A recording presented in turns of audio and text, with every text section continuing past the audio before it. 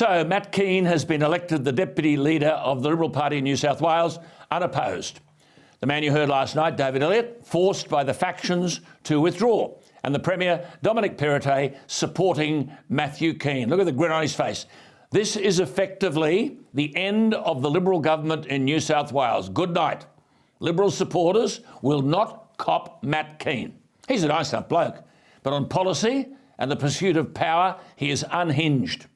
I might add, in the Barilaro controversy, Matt Kean is known to have encouraged John Barilaro to apply for the job and said, and I quote, he didn't really give it a second thought.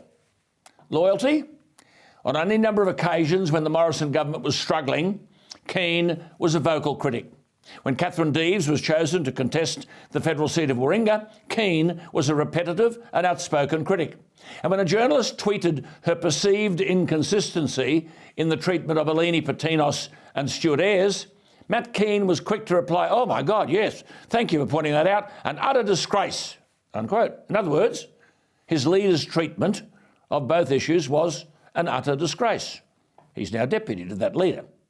And he'd have you believe he's loyal to Perrottet when he spends his waking hours counting the leadership numbers, just as Turnbull did in the Federal Party. Similar people.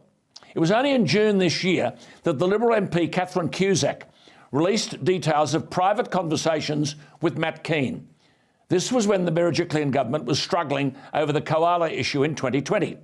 Catherine Cusack argued that Gladys Berejiklian sent Matt Kean to see her to secure her vote.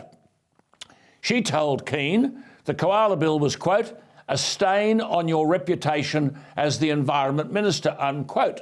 Kean was angry and argued in reply, quote, that's rubbish. I am one of the greatest, probably the greatest Environment Minister in Australian history, unquote. At the time, John Barilaro was Deputy Premier, opposing what the Liberals were planning to do, re the koala population. Catherine Cusack said Matthew Kean had encouraged her to condemn Barilaro, his colleague, Deputy Premier, to condemn Barilaro to the media. His exact words to her, quote, have you thought about going out and slamming the gnats on this koala thing, unquote.